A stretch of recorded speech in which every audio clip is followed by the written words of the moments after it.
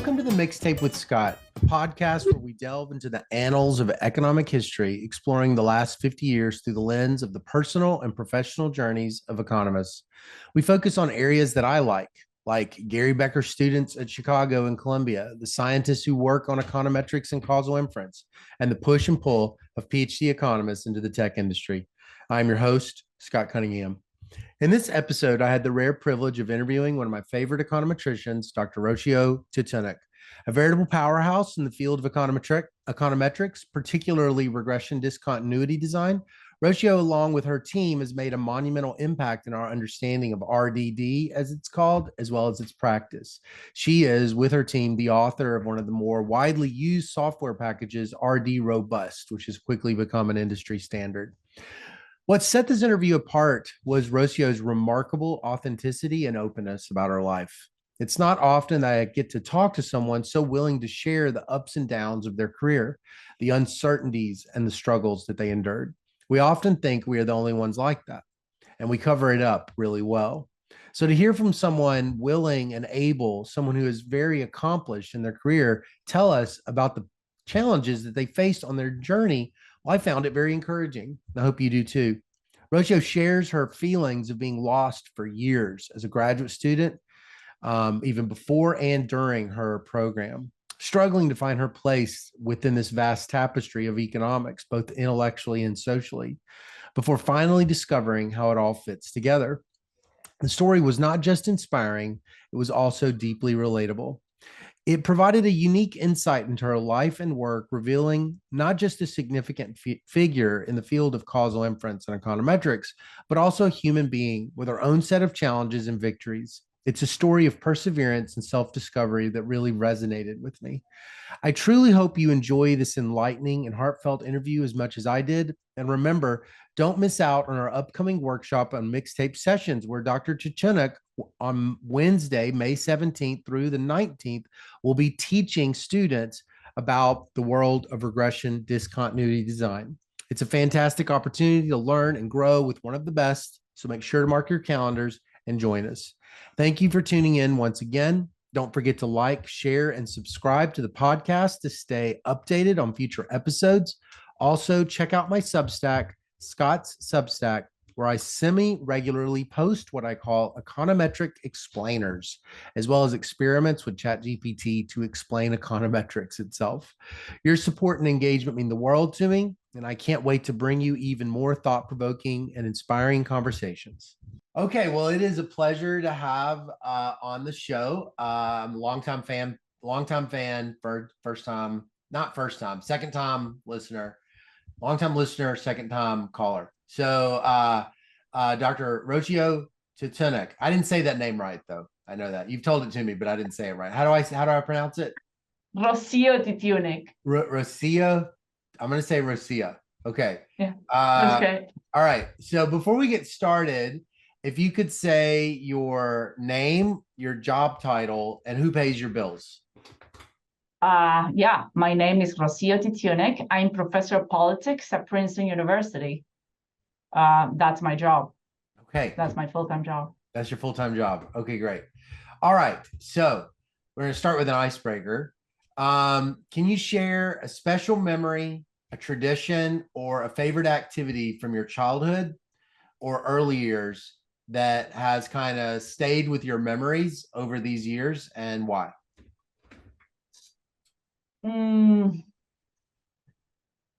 Okay, so I grew up in Argentina, Buenos Aires, in apartment buildings, different ones. And one thing that we seemed to do regularly, at least in the beginning, was to set up a Christmas tree, but we weren't religious.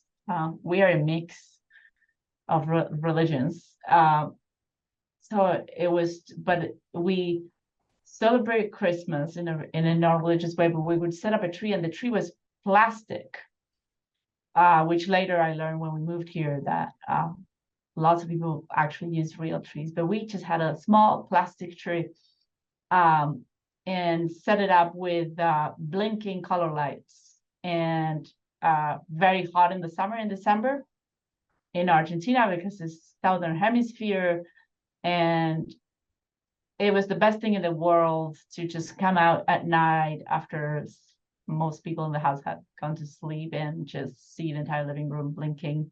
Yeah. Different colors, with the smell of that plastic tree, which I'm sure was pretty horrendous looking. But just the best thing in the world, and the anticipation of little presents at the top of that plastic tree. And every year it was the same, like, wonder. So I can recall the feeling of wonder. Sometimes I wonder whether there was something magical inside those little packages. I was very young, probably 6 or 7 or 8, but that stayed with me. I'm not sure it counts as a tradition, but it was something that happened year after year. At least in the beginning, my parents were still together. Yeah. Do you guys still do that with your kids? We do a more American thing. We get like a real tree. And we decorate the tree. We're not religious either. We decorate the tree, and it's like fun. It's actually fun to set it up. Now I set it up with my kids, and it smells nice, and it also has nice. So we do some of that. Yeah, even for non-religious people, the Christmas tradition is has been stripped a lot of that religiosity, and it's just I had such a wonderful childhood with that. One of my memories is we could open one present the day before, the night before, and there was this gift, and it was like, as a kid, it was just like, it was kind of big enough and it didn't shake. I don't know why I picked it. In hindsight, I should have noticed. And I opened it, and it was a Bible, and I cried all night. That was quite a bummer. That was not what the 6-year-old kid wanted. I wanted a toy. You wanted a toy. Okay. Well, so tell me about your childhood. What you said, you grew up in Argentina. Where in Argentina did you say you grew up? What was it? Grew up in Buenos Aires, okay. Urban, very urban. So the capital, the Buenos Aires city, right? So the capital, the federal district, basically, of Argentina. So it's like the Washington, D.C., very large city. Back in the day, it was 3 million people who lived in the city. It's more now. And about several other million who come from the province that surrounds the city into the city every day. So very, very large urban place. Lived on the 9th floor, on the 5th floor, up there. They're very relatively small apartments compared to suburban life that I have now, big houses and so on. Very urban environment, and very different. Well, what kind of, like if you're in New York City, you grow up in like Greenwich Village, you're like on the public transportation as a kid. What's it like being a kid in Rio back then? In Buenos Aires. Buenos Aires, yeah. Yes, same. So basically, from a very young age, you started to navigate the city by yourself. I started taking the bus. Well, perhaps I was a little extreme, but I started taking the bus to school in 4th grade. And this was the public bus, not the school bus. So you would go walk to the avenue and wait for the bus. It's such a huge city. You don't need to look at, any timetables. Every 3 or 4 minutes, there's a repeat of the bus that you're waiting for that just comes by. So you just go and stand there, and 3 or 4 minutes, 5 at the most, bus arrives. You used to pay with cash, little ticket, and then travel for about 30 minutes, public bus, and then get off the bus and walk a couple blocks. That was pretty typical.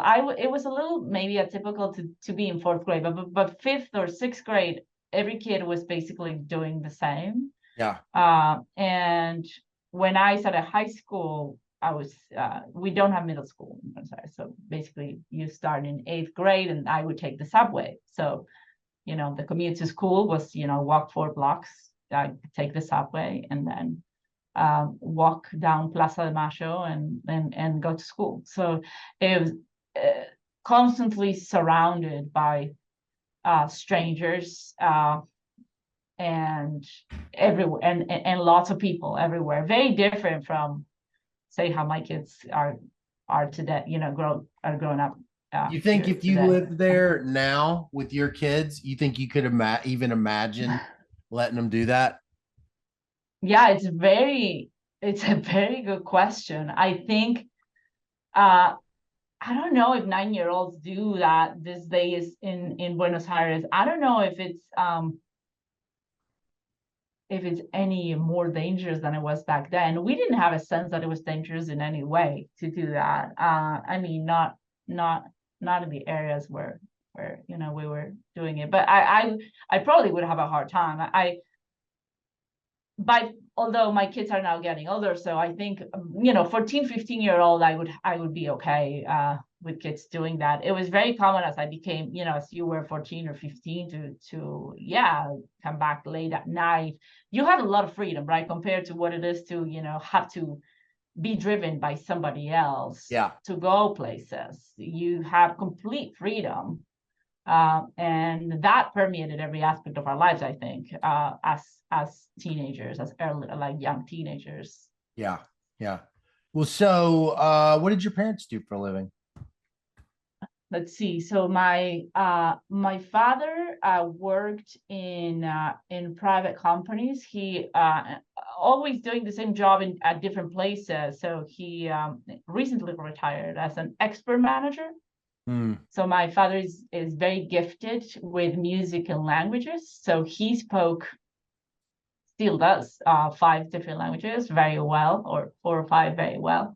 And so he took those skills into his career. And so basically back in the 80s and 90s, before Google Translate and smart smart technologies and so on, language was a real language could be a real barrier. And so he had this ability of being able to pretty much travel the world and communicate. And so he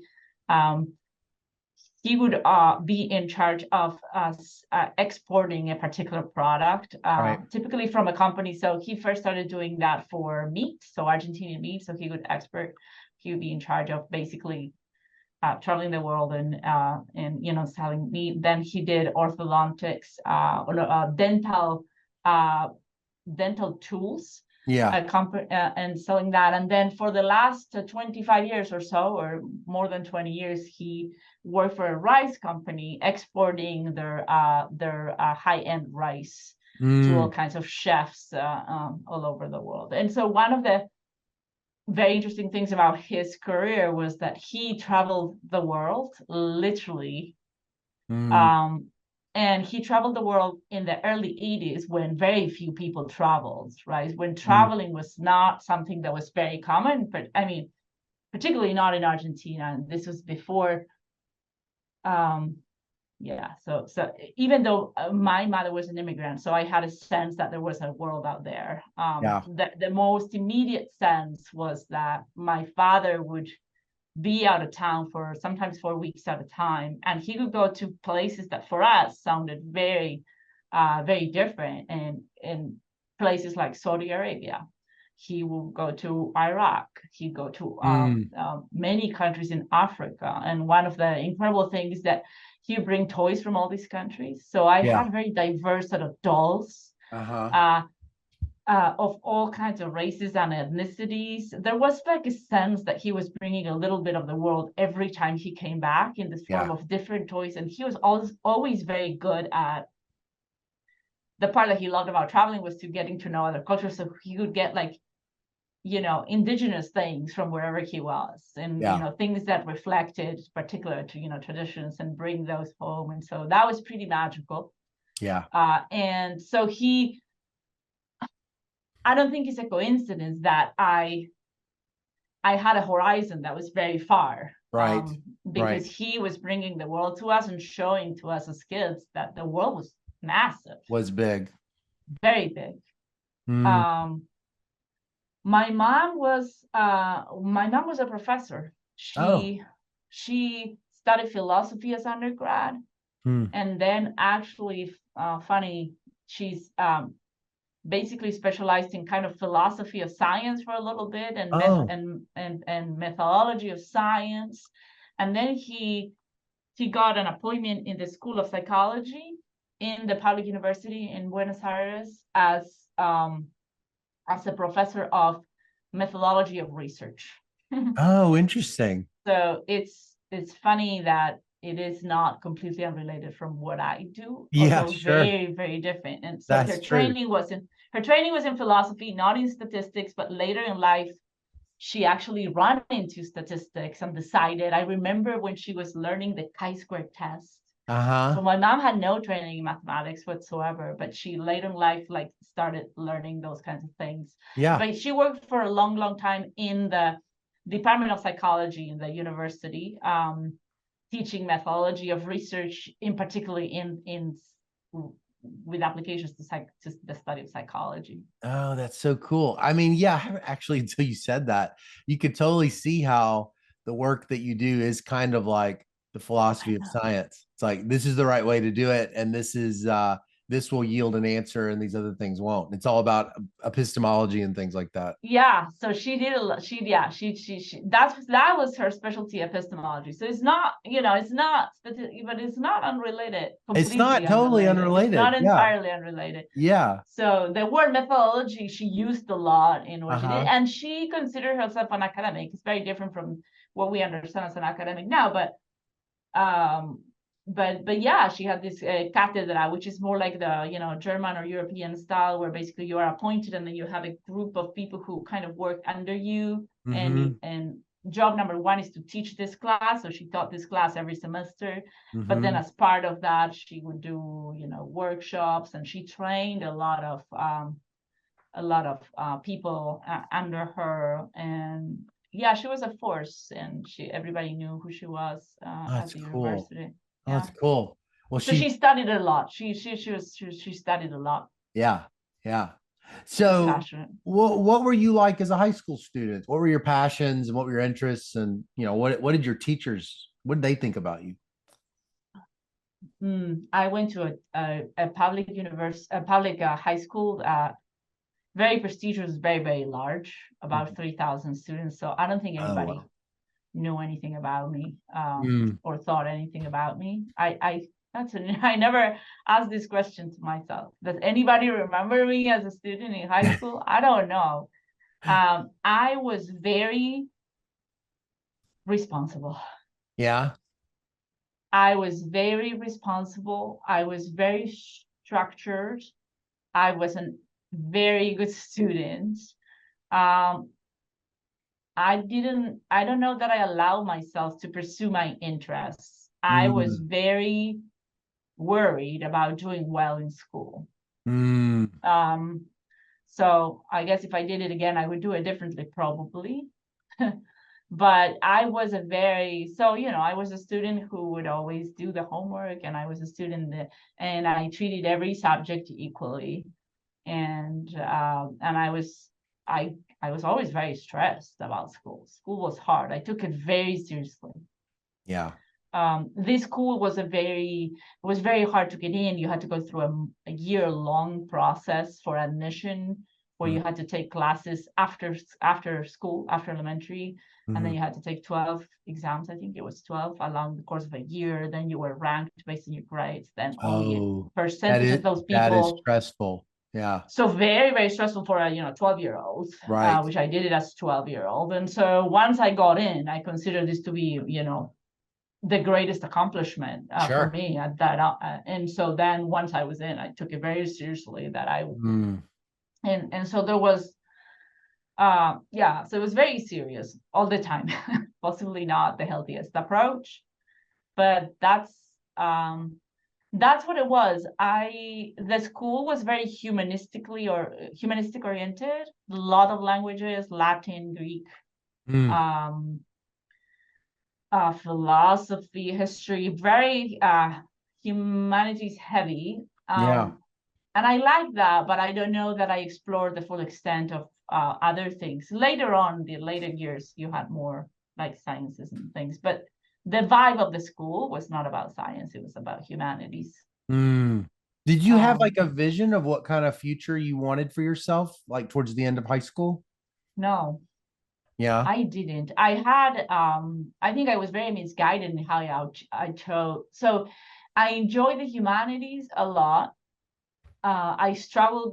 I struggle to see the practicality of them. And so if I try to think of myself, what can you do? Being an academic was not, I guess I had seen my mom in the public university. That was not an easy life. You know, low pay, not a lot of. So I didn't have a sense that, you know, you could go abroad and be an academic, or there are places where you can be an academic and actually make a living and these kinds of things. So that was not on. So I was trying to think of, I guess I didn't see the humanities as per se as a profession. Right. But then I had a very hard time. I actually never projected myself as being a professional of anything. And I had this vague sense of there's a lot of poverty. I don't know if in the world, probably in Latin America or around me, and I should do something related to that, maybe to understand it. It was very idealistic. I wanted to understand that and maybe do something with it. That's also not a profession. Right. So when I chose economics, it was I saw it as a means to an end. It's like I saw a lot of turmoil around me. So I grew up, I mean, Argentina, all times in Argentina are turbulent. And the times when I was growing up were no exception. And so I had a sense that I had a duty to study something that would allow me to understand kind of the tumult around me. But that was a very misguided.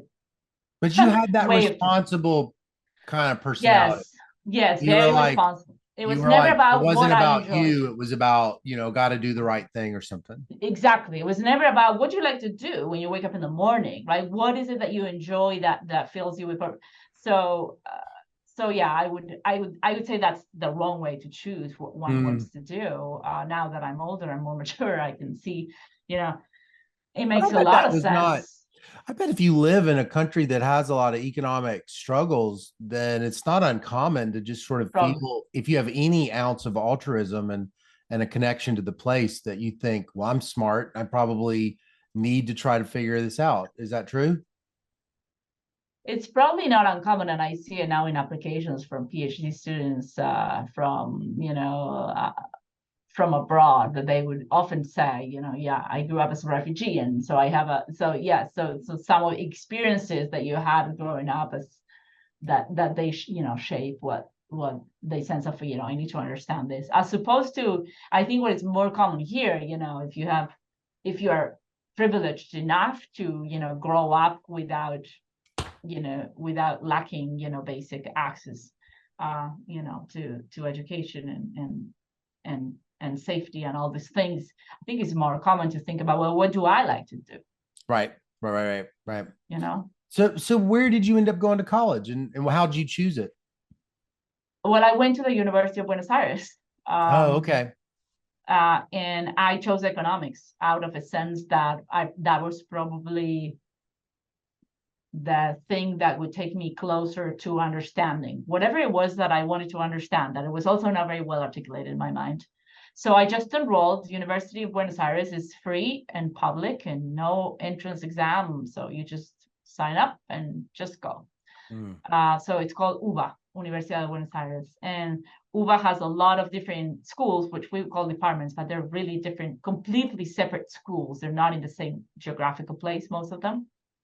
And the whole place, the whole building, and the whole 5 years is just about the subject that you chose. So if I chose economics, 5 years of econ classes, that's it. There's no sense of there's major, there's minor, you take 2 years to declare, you explore, you have distributional requirements, none of that. Well, what do you remember from those classes? I mean, so you oftentimes your first exposure to economics is like a class, a teacher, or people, or books. And I was wondering, you know, of those three, what do you remember? What do you remember being your first kind of exposure that made you kind of intrigued by economics? I think the first time, so it took some time, like there was this intro classes that were pretty chaotic, you know, it was a pretty big place, like in total, like 70,000 students. Oh my gosh. Many of whom were studying, the majority of them are studying accounting. So in the same department, it's accounting, actuarial science, economics, and then administration. So econ was a very small percent, like a relatively small percentage, percentage of the student body. But nonetheless, you had to go into the place with, this thousands of people. So the first few years were pretty large and mostly, impersonal, chaotic classes. But then once we advanced, there was a group of, once you advanced, then the classes became specifics for the economics, track for the economics degree. And so that became smaller. And then within that, there was a group of students who I think had their sights on maybe grad school or maybe who knows, but they were doing extra reading groups. They were, I don't know, the nerds or the academically inclined students. And there was a particular type of class there was a particular sequence that you followed if you were part of that group. So for example, because it was a very large place, there were like 3 different econometrics classes that you could take. One was Monday, Wednesday, the other one was Tuesday. And so everybody knew you had to take Proof-Man's class because that's the hardest. And so that's like the real serious one. And so we would choose the classes. So eventually you started to recognize the people because we were all choosing, the classes that were the most demanding. This is when your like friendships form, your econ colleagues, because you're like sorting into the same classes. You are. And that's how I met my husband in that group of people. Yeah. In that group of people who, were doing this track. And so many of us ended up being academics or, closely connected, kind of all over. So was it econometrics that you kept finding yourself getting pulled into, or was it other? No, not at the time. I have to say that I guess that one of the classes that I remember most vividly, because it's very I guess internally consistent and there's like such a deep framework for it, was micro theory. Oh, you liked micro theory? Yeah, I mean, I like I don't know if I like it was a new way of thinking, right? The internal consistency of that entire machinery and framework, and those results, and the way in which you were using mathematics to put out these results. But at the same time, I took this history of economic thought classes. Oh yeah. With a Marxist professor who was like a legend at the time. And I devoured those classes, and I love those classes. And I had a very critical view of the neoclassical paradigm that was very much fueled by these classes and a group of people who are like Marxist inclinations that were critical of the neoclassical framework and the narrow notion of rationality and so on. So I found myself gravitating towards this philosophy of economics, like more philosophical aspects of it. And did you ever talk to your mom about some of that stuff? A little bit. A little bit. Not as much as I should have. Not as much as I should have. I don't know. It's an interesting question to ask. Why didn't we talk about? I think it was very much in the context of economics, and my mom didn't have any training in economics, so I don't know that I could convey to her what a utility function is, or what or utility optimizing behavior is, or these kinds of things, or completeness of preferences. But I could have tried. My mom was a smart woman, but I didn't. Then my mom got sick pretty early on, and so we didn't talk about those things anymore. I see. Yeah. But I guess I remember micro very well, and I also remember my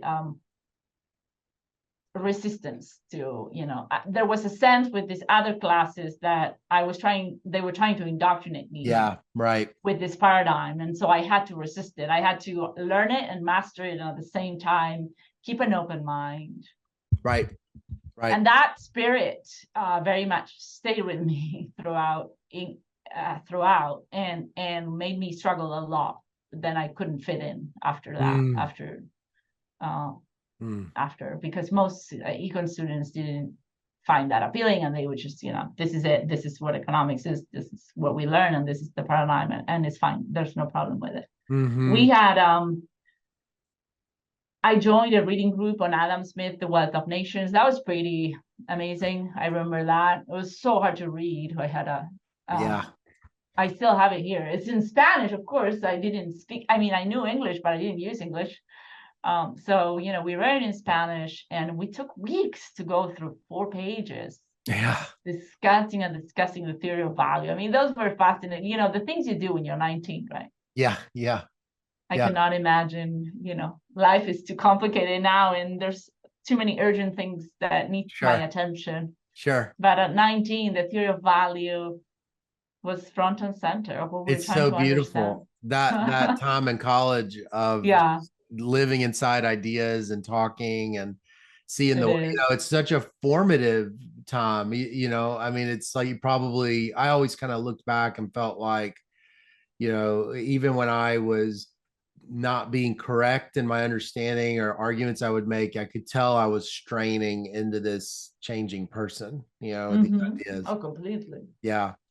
So you are this interesting student. You're this fascinating college student with the holding in your head what feels with some tension, and you've got this close friend, Matias, Dr. Cattaneo.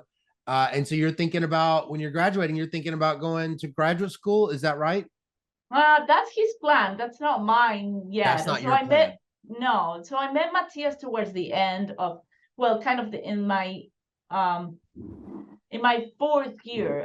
So we started dating my 4th year. So I kind of knew him as part of this group, but we're not close necessarily. And so I was very academically inclined. So I was probably going to continue somehow, but I didn't, and I didn't know how. I had thought about going to Europe. And so those ideas were forming in my head. And when I met Matias, his ideas were much more formed than mine. So he was also thinking about, it's not that he was thinking about maybe studying abroad, as I was perhaps thinking about. He had already made a plan.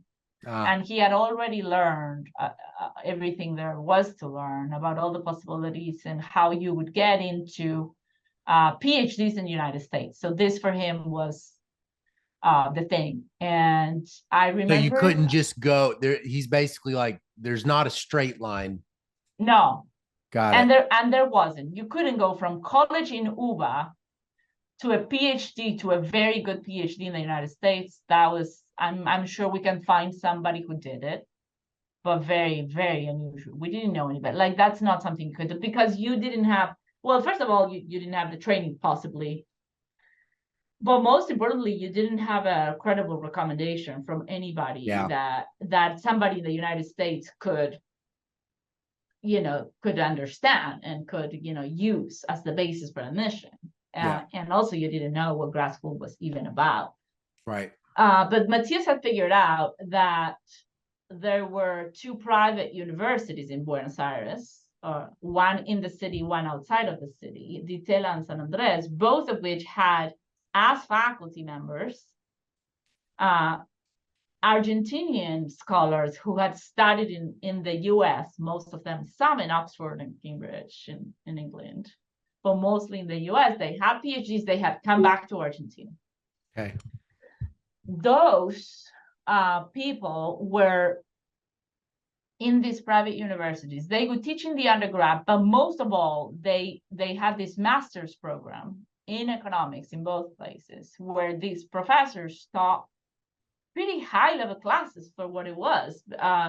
So these were people who had been trained in the very best universities in the US. We're talking MIT economics, we're talking Harvard economics, we're talking, Northwestern economics, like fabulous universities in the US in PhD and econ programs. So they had amazing training, right? Something that we couldn't even, understand. And so these people taught their graduate classes in their master's programs, and a lot of those classes rival a first-year PhD class that you can find now, right? Back in the day, because they would basically come back to Argentina and model their classes once they became professors after the classes that they had taken as students in these places. And so the level of those masters was very, very high. They were very difficult and very academically demanding. And if you did well there, you could get recommendations from these professors, and that opened doors. So, and they had basically they had a system, right? They sent every year several students, and they recommended those. They recommended, I'm sure, they ranked, because economists love to rank students in particular, but everything, but mostly students. So they were ranked and whatever. But they recommended everybody, and then a lot of those people did well, which basically reinforced future applications from new generations of students, right? Because so it became like a connection, right? And so Matias had figured this out. I don't know how, from just still being a college student, that this is what we had to do, that we had to do a master's in one of these great places, and then from there apply. Yeah. Get a good letter. Yeah. Do well. Learn a ton. And then apply. And then this would be the ticket to be able to go to great places. Right. And I have to say, he wasn't wrong. So he went to Itela. That was the 2-year program, and I was a year behind. And so I decided that I would do a master's in the other private university, that was San Andres, which was just a year long. They differentiated, they competed and differentiated. So this was only 1 year, that was 2 years. And so that would basically align our timing. So y'all really cared about each other at this point. Y'all were very close. Were y'all dating? We were dating, and within a couple months of dating, Matias, actually, as soon as we started dating, Matias told me of this plan. His plan was to actually try to apply that year without trying the master's in case, but then he stopped that because we started dating. It's becoming a thing that is very powerful. And so he decides to postpone that, and so that we can do the master's and go, which in retrospect, I think it was probably good for his career, in the sense that I don't know that he would have gotten to such a great program straight from undergrad, because that was a struggle. But he just wanted to go. And he wanted to be with you. But he wanted to be with you. Yeah. And so we decided, and so it was a commitment. He said, I'll stay. And his friend said, you're crazy. Like, how can you make a decision like within a month? Yeah. You don't know this person. That's a romantic story to an economist. They can follow all this logic. That's like Romeo and Juliet. I mean, that's like, it was. He said, I stay, and I said, okay, if you stay now, then I'll go with you. It's like, when you're 20, it's like, yes.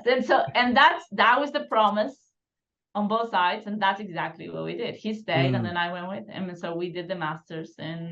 But the thing is, when I did my master's, I became disillusioned. Like, it wasn't fitting with, so it wasn't as straightforward for me. What's the deal? What are you getting disillusioned about in that master's? No, it's not disillusioned. It's that it's not clear that I'm enjoying. It's not clear that I see. So I have too much of a critical view of some of these tools, and it's not clear that I see a part of economics that really interests me or makes me very passionate at that time. Is that kind of is there some like residue from the Marxist sympathies? Probably, yes. And the classes become much more disconnected from each other, and of course they become much more specialized. So we are doing, Bellman equations, right? Dynamic programming class.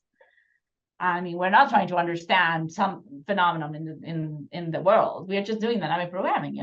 It's fascinating. But that's what it is. And so I start finding the narrowness of it, a little bit like constraining. Yeah.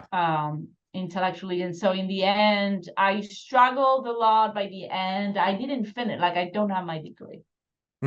So I didn't finish. I mean, I did all the classes, but I didn't write the thesis. I didn't get the degree. I was just yeah. And so and so when Matias applied, I didn't apply to PhD programs. I had a moment when I thought I want to do philosophy of economics. So when he applied to econ, I applied to philosophy programs. Oh, wow.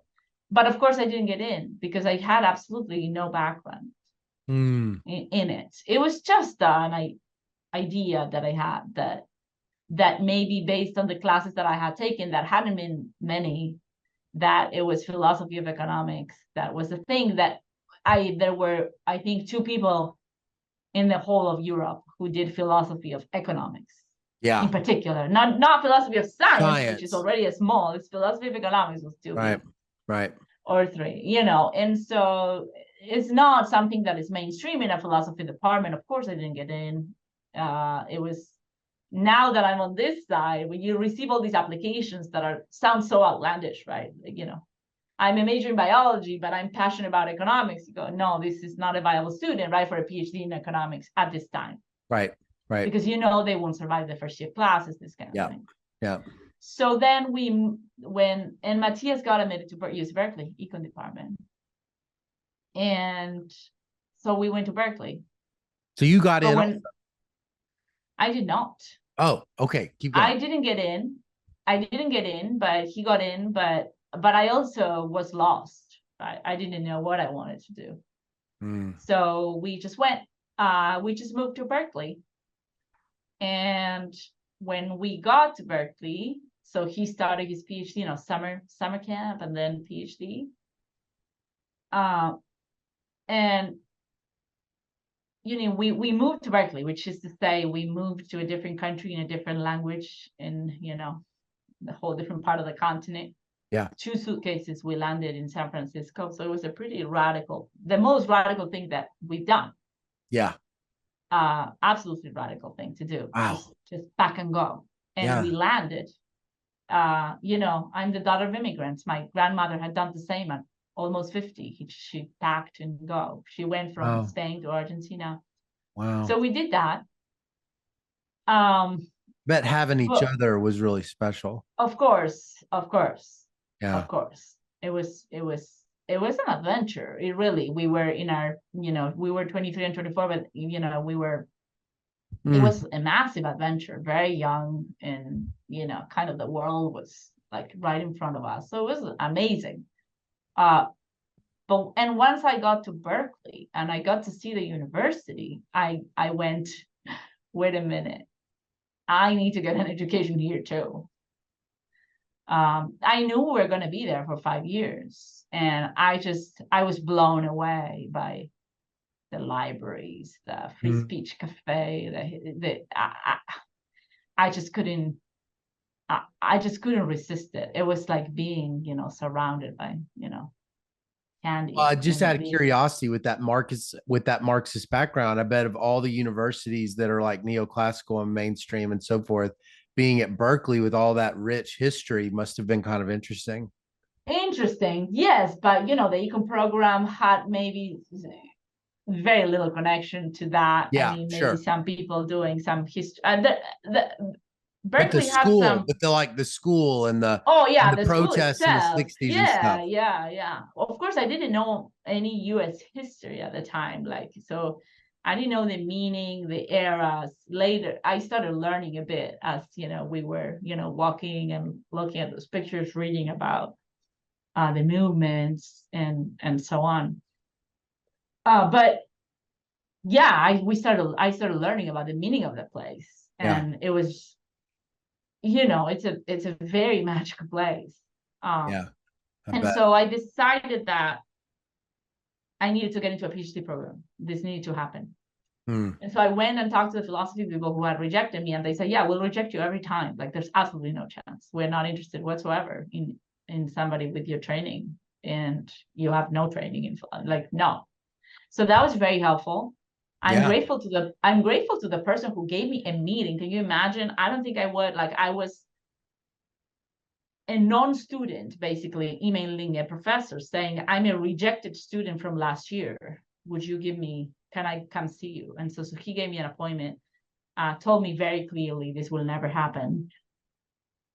And so I became very practical at that time. I said, okay, and then I took a tour of the university. I went to the urban planning department.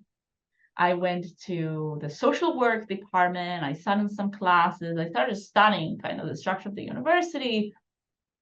And I understood, look, a PhD is a pretty specialized thing. Like, I won't be able to get into a PhD of any discipline except the one that I know and I'm trained in, which is econ. Right. So that's what I should consider.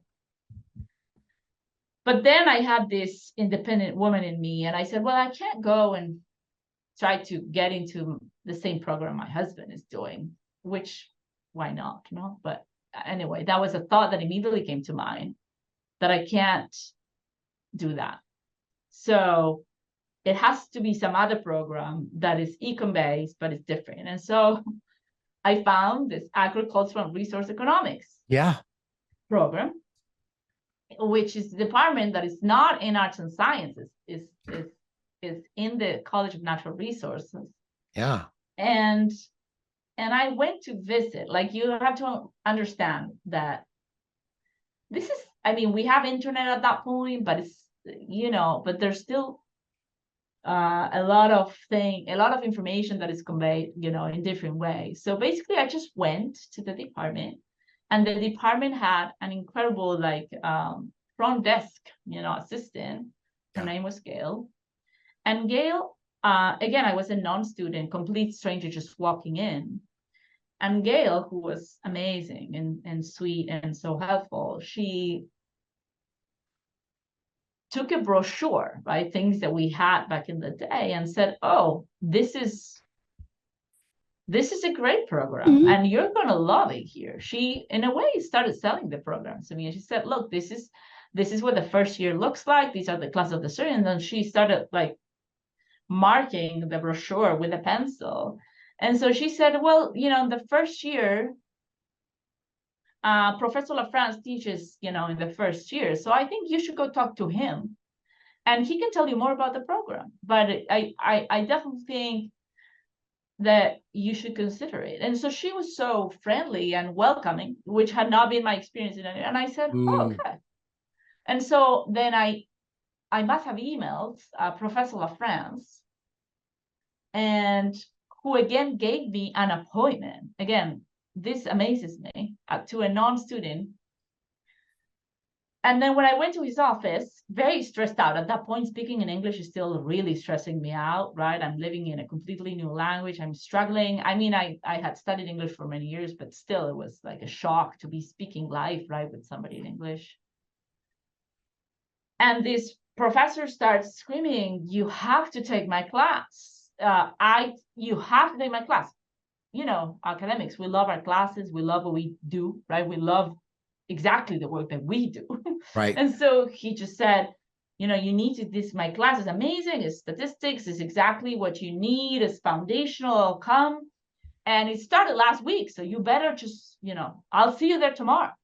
Right. And so I said, okay. And I just showed up the following day. And then I also took, and then I decided that I was gonna audit 2 more classes from the first year in their program. And then I discovered that if I became part of the alumni, this is like really in the weeds, but if I wasn't a student, but I wanted library privileges, so I could get books, because of course we didn't have any money, and I wanted to be able to go to a library and check out books. And so I did some research, and I discovered that if you became a member of the Alumni Association of UC Berkeley, even if you were an alum, which of course I wasn't, if you became a member and you pay your annual membership as a member of the Alumni Association, you had library privileges and a little card. So I did that, so I could use the library. And then I discovered that because it's a public university, they had an extension program for people in the community, which if you paid $600 per class, you could basically take the class for credit. Then that credit you couldn't use towards a degree at the university. It was just for you to have a certificate that you had taken the class. So I paid this extension fee, and I signed up as an extension student, like a member of the community that is taking a public university class that anybody in the community can do. Of course, nobody does that for a PhD class. But I did that. And what that created was that, and this was my second year in Berkeley, right? All this happened, the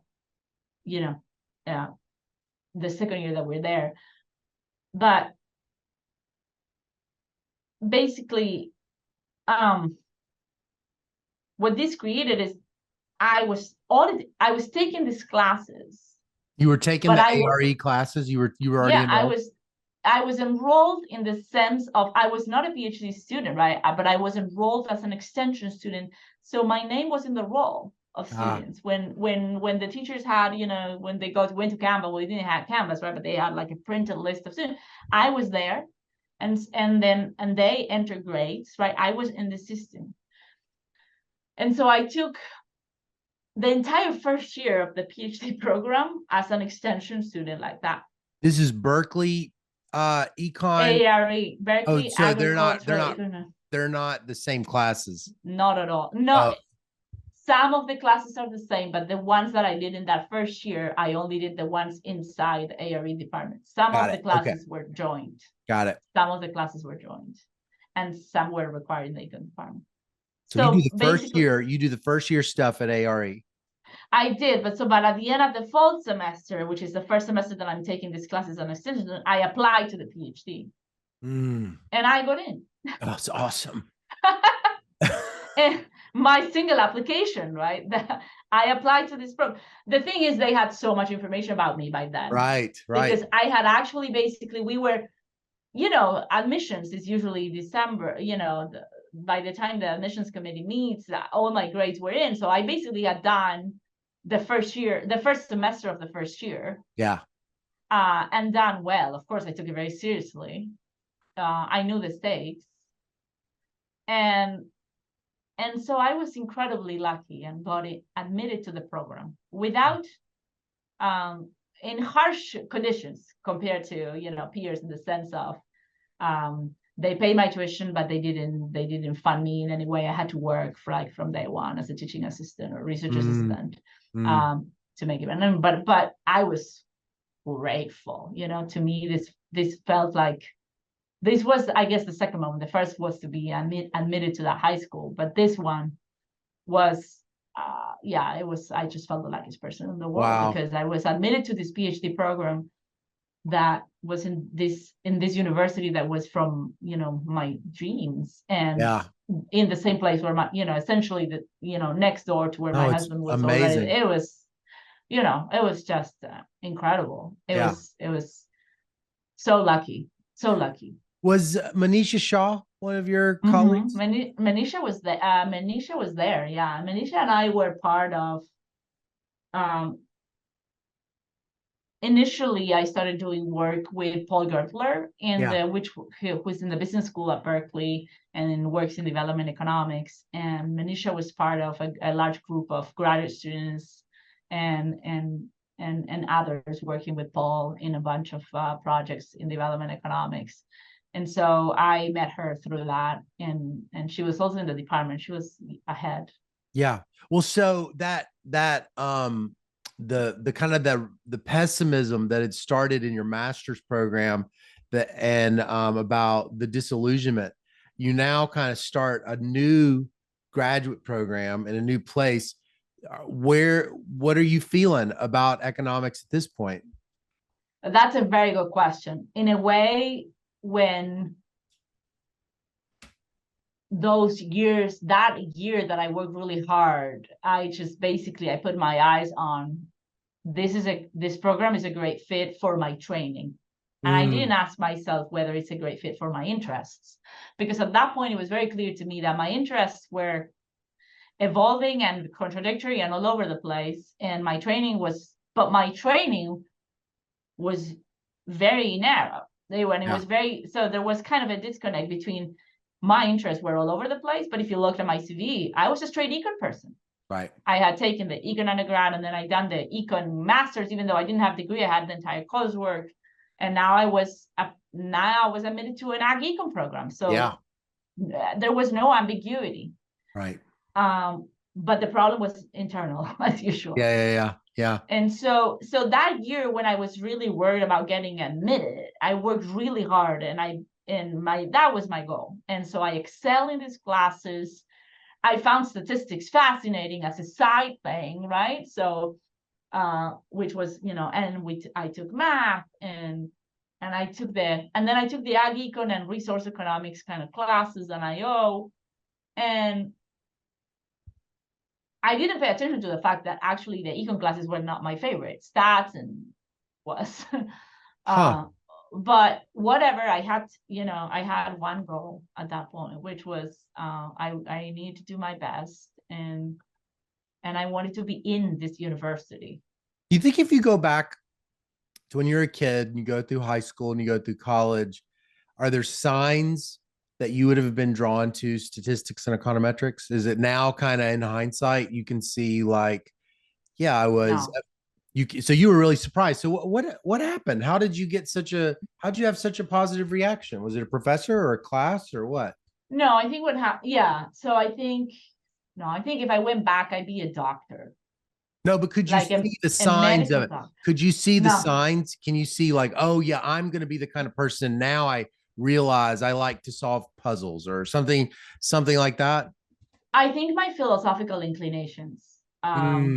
That's the closest that I can, because what happened then is once I got into the PhD, the mainstream of what the program was about, resource economics, and agricultural economics, were not at all close to my interests. Right. That was a problem. So that became a problem. And I excelled in all the classes, so nobody could tell that it wasn't my interest, but it wasn't really my interest. And there was another track that was development economics. And so that was closer to my interests. And so I took the development economics track, which was joined with the econ department. Is that because the development people had all that RCT stuff? Do you think all the causal? It was kind of in the middle of the, this would have been 2005, 4, 5. So we were in the middle of the credibility revolution, like we were, and so Ted Miguel was in the econ department at Berkeley, and he was promoted while I was there, but he was an assistant professor when we got there. And so he was doing very innovative work in development economics. Paul Gertler was there, and then Alain de Jambry and Betty Sadoulet who were prominent development economists who were in ARE in my department, in the ag econ department. And so they were doing a lot of field work. They were doing a lot of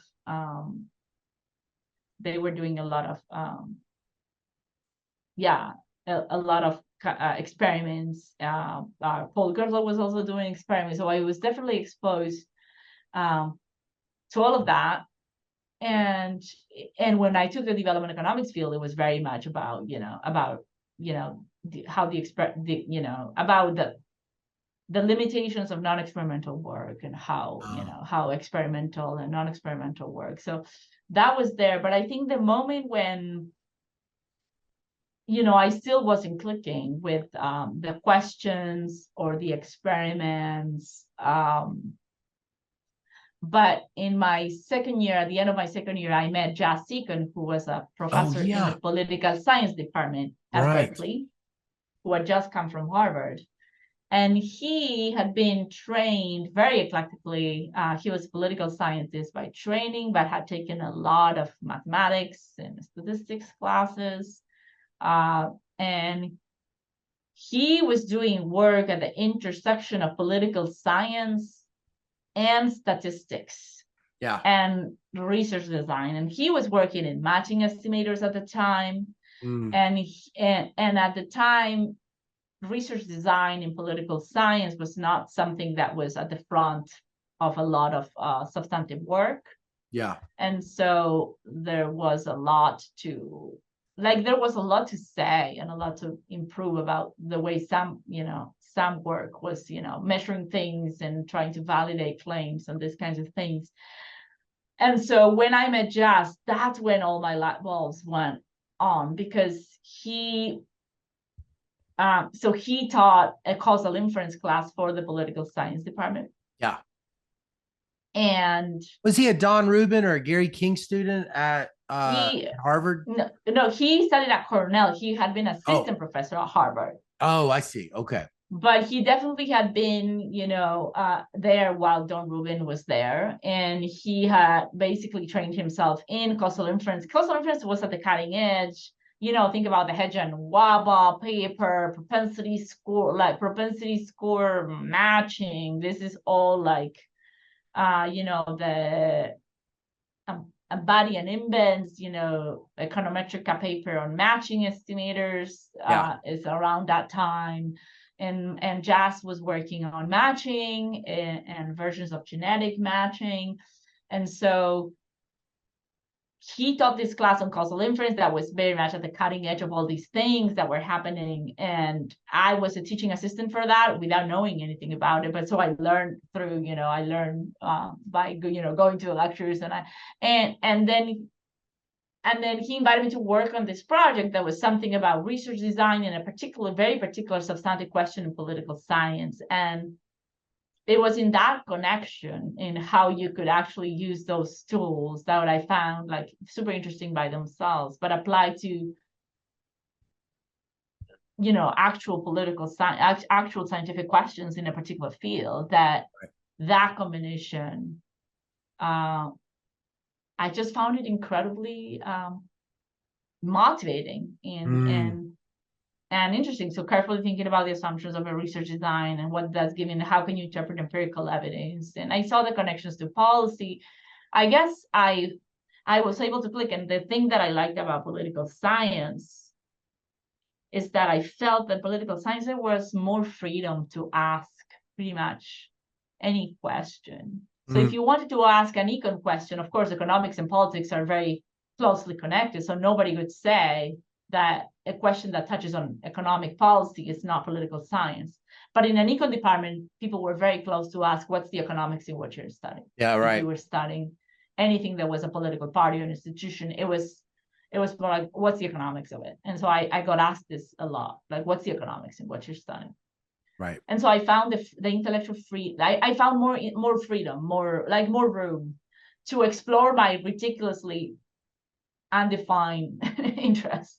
And at the same time, when I was in ARE, all these years that I was in ARE, Imbens was a faculty at ARE because he had a joint appointment in the eco department and the ag econ, in the ARE department, the ag econ. And so I took econometrics with Imbens when I was a student. And so I had exposure to I guess a lot of econometrics and statistics from really great people who happened to be there at that time. And then when Jess showed me how that could be used to think about real problems, that a lot of stuff that the people cared about. And I felt at some point, that intersection was my niche, my niche. That intersection was something that actually I could do all day long. When sometimes I train and they say, what's your all day pace? What's a pace that if you could run like 9 hours? So it has to be slow for me. So I just felt I could do this all day. It's fascinating. And that was the first time I felt like that. Up until that moment, it was like always a means to an end. That's the first time your interests and your training kind of merged. That's amazing. That's the first time. I mean, how did that feel? How did that feel when you finally started to realize that was happening? Like the clouds moved and the sun came out. Wow. For the first time. I mean, I was in the dark. It was very dark at moments, very, very much so. Even mental health wise, I just couldn't find. It was because it's such, PhD is hard work. All of this is hard work. The undergrad, all of it was hard work, such high commitment, and not to get a sense that I can see where it's going, or I can enjoy it, or I can. yeah, it was too long, only because I'm so responsible. And actually, yeah, and because I had Matias supporting me through it, because that I didn't quit. I'm glad I didn't, but yeah, I think if Matias hadn't been by my side, I probably would have just quit. It's Because it was funny just too how hard. that fortitude, I mean, there's so much uncertainty, but it sounds like you just had all this fortitude and you were kind of white knuckling it a little bit. You're just very, very smart and very, very hardworking.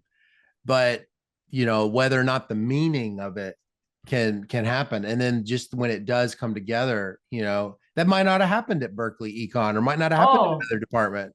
it might not have happened. I mean, it's serendipity. I learned that word. It's like, why did I need jazz? Is because I had a good friend in the political science department. She was a PhD student who saw the announcement that jazz was looking for a teaching assistant.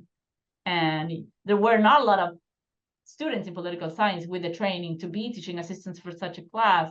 So he asked people to forward it along, and she forwarded this to me. And I replied, and he gave me an interview and hired me on the spot. When I told him I took econometrics with inference and I did this, and he said, okay, sure. Like that same day, he said, yes, you'll be the teaching assistant. And the rest is history in a way. But that was complete randomness of the world. Yeah. I guess the only non-random part is that I was trying to look Right. to see if I could find something outside. Yeah. I was looking for, is there something that I could do that There's is some not, endogenous parts to luck, you know, there is in the some, sense that the luck can happen, but you may not be standing in the right place or knowing what to look or be looking or stuff like that.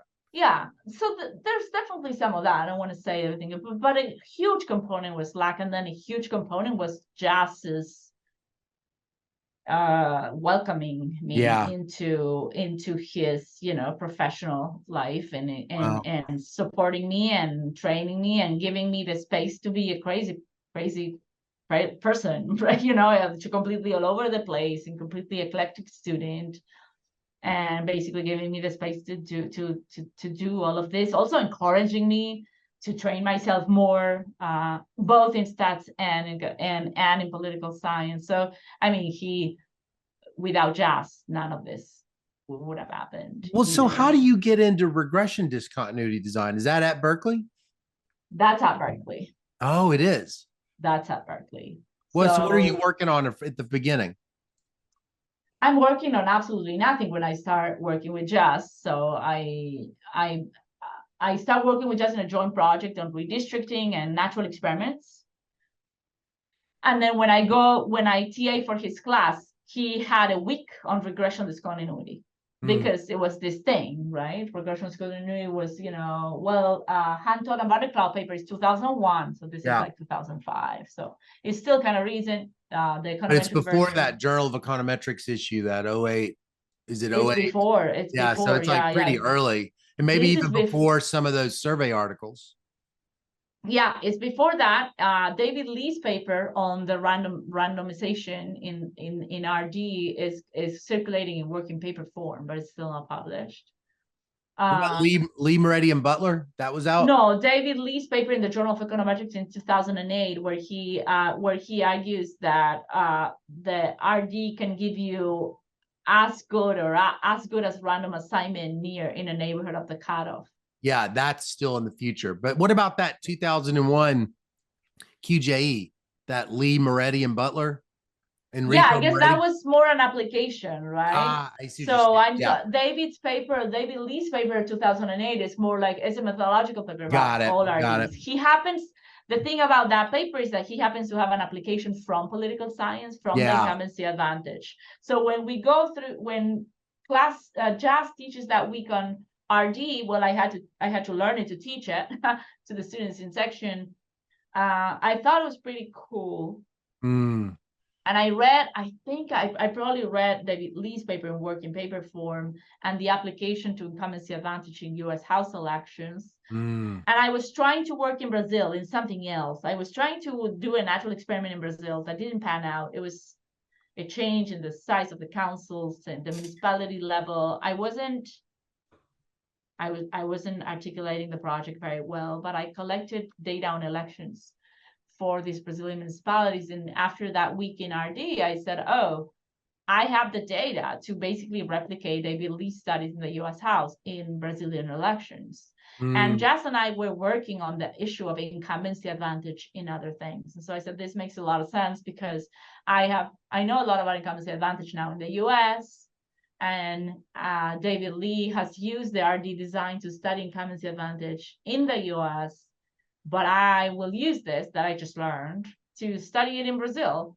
It'll be an interesting application. I wasn't, I was a grad student, probably not. I didn't have any broader horizon than that at the time.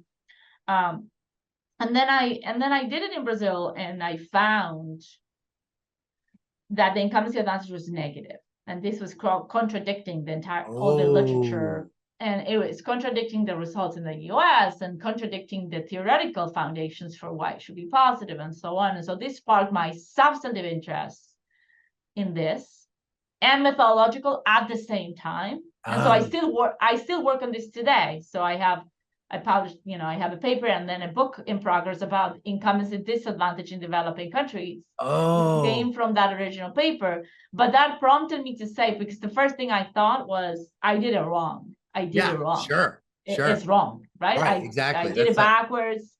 So I went back and it didn't seem to be wrong. But then I started trying to understand, making sure that this is correctly, that this is done correctly. And at that point, the bandwidth I chose by hand. So, okay, how do you choose the bandwidth? There's this paper circulating by Keto and Maxim, MSc, mean square optimal bandwidth. And then Jas taught me Fisherian inference. And then I put together the paper with David Lee, where he talks about randomization. So I thought, well, what if you do Fisherian inference in RD? And so we started thinking about locally random RDs in a neighborhood of the cutoff, but literally. And so I put that together. And then wait, this is your job market paper? Well, my job market paper was a different thing, but okay, I don't want to interrupt you. Okay. No, my job market paper happened to be an experiment in state legislatures. But this was my second paper of my dissertation. This is RD in Brazil. Gosh.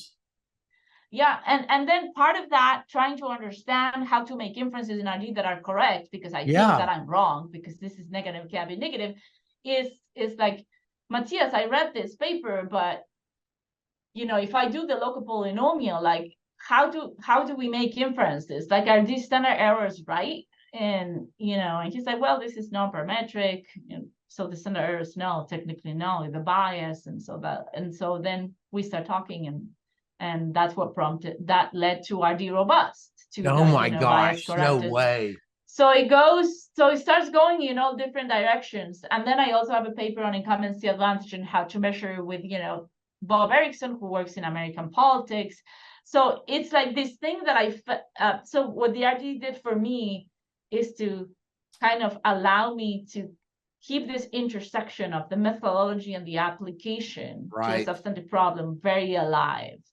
And so my substantive question led to my methodological questions and vice versa. And my finding of negative incumbency advantage led to a bunch of other substantive questions that led to more empirical work and so on, and also fed my interest in trying to understand this thing as well as I could methodologically. And so, that's where so I guess that was the thing that I had learned, which is that what I felt productive. So a lot of it sounds like your interests start to be in political science a little bit, like, or a lot. Yeah. And then the methodology is like the skill, the years and years of like technical training. And then they all kind of come together and you love both of them at the same time. Is that right? They come together and they show me a space where I can exist, which sometimes can be very miserable, which is kind of in the middle, where all these tools in some detail, and statistics, and you can understand properties of things and think carefully about parameters and their estimators and inference and what. But then enough about a substantive problem and that you can actually see how these tools can advance this substantive problem, can help us solve it, find the answer to a scientific question that has nothing to do with the methodology, but that the methodology can help us see. Sometimes a miserable place because it means that I don't know as much substance as the people who do the substance for a living, and I don't know as much statistics as the people who do statistics for a living. Being the bridge can be, yeah. So I feel like an imposter pretty much all the time. But it's also the kind of work that makes me happy, and at this point is probably my comparative advantage, or what I feel is my comparative advantage, that bridge between those two sides. You know, were you surprised at how much work? Were you surprised if you had known at the start how much kind of like, you know, fairly seminal work in RD methodology that you guys would as a team create? Would you have been surprised at the beginning to know that there would be this many papers that would do this many well, and just, you know, for you guys to be at the front of the pack the way that y'all have been able to be? All of it is surprising, right? If you think about how I got into a PhD program almost through a back door by just taking classes as an extension student, and then, you know, being admitted to the single place where I applied, all that seemed like, you know, yeah, without really knowing where I was going or what I was doing, and without having a real vision, or still, you know, all of it. If I had known that I would end up doing this thing, then I'd probably go back and take a different class. You know, I would train myself, you know, better in some more in some areas. You know, I would do things. No, yeah, definitely. None of this was part of the plan, and all of this is surprising. But in a way, it's also a wonderful kind of example of what happens when you expose yourself to new ideas. Yeah. You don't know what's going to happen. So I often tell, you know, when first year PhD students tell me this is exactly what I want to study, I look at them and I think, I don't know, maybe if we do our job right, we'll completely change what you think is interesting, what you want to do. I mean, there's probably some innate interest there, but these years can be transformative. And to me, they were absolutely transformative, literally transformative. They just completely changed everything about how I viewed the world. And of course, you know, jazz was very instrumental in that, and a lot of the classes, but then their work and they continued, you know, trying to produce that work, and you know, these tools and the application of those tools to these problems, all of that transformed the way I saw things. And yeah, no, I'm intellectually, I'm a completely different person from that college student. Yeah. Well, you know, I told you this when I saw you a year ago. I have 2 copies of what I consider to be one of the greatest contributions to the causal inference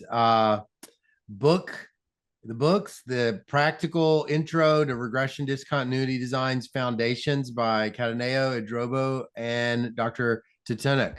And this is volume 1, right? And there's a volume 2 that's coming out. Volume 2 is coming. It should be coming out soon. It's now with the press in like the review stages, and hopefully it'll come back to us soon. And I hope that it'll be out this year. Oh man, I cannot before wait. The end of the year. That is really a big kept secret. I think that a lot of people don't realize it's got R and Stata snippets all throughout it.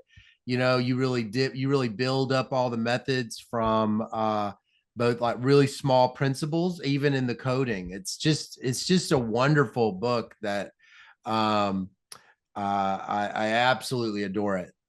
So you've taught a lot of workshops on regression discontinuity design over the years, right? How many have you taught? Oh, I don't know, but probably, you know, a dozen or more. I mean, more, 20. I don't, you know, a lot. And you're going to be doing one for the mixtape sessions on May 17th. Yes, May 17th. This will be my first for the mixtape sessions. And I'm very excited. So I did many iterations of this workshop in which basically the idea is to get the general principles about identification and inference on RD designs explained in a very intuitive way, and then very quickly show how those principles work in practice. So as the guide that we wrote, like there's a lot of fantastic work out there on the theoretical work on properties of these estimators, inference, and so on. And our idea with these volumes and with the workshops is to just bring that to the applied researcher quite concretely. And so, but at the same time, very carefully conceptually very, very precise with a lot of rigor. So with a lot of rigor but rigor that matters for practice, not just for the sake of sounding smart, but rigor that matters for the credibility of your empirical estimates. So the class is very, very much a back and forth between principles of RD and then actual empirical analysis and data illustrations throughout. Yeah. So I saw RD wrote two things. I sent you this. I asked ChatGPT to make me a causal inference exam with about regression discontinuity design, and and I said I want Stata output so that the students can interpret it, and it gave me RD robust output. So I was like, that's awesome. I was like, all right, honored. well, this is the correct way to do it. If the warlords are telling us to do it this way, if ChatGPT says it, it's right. It's the right way to do it.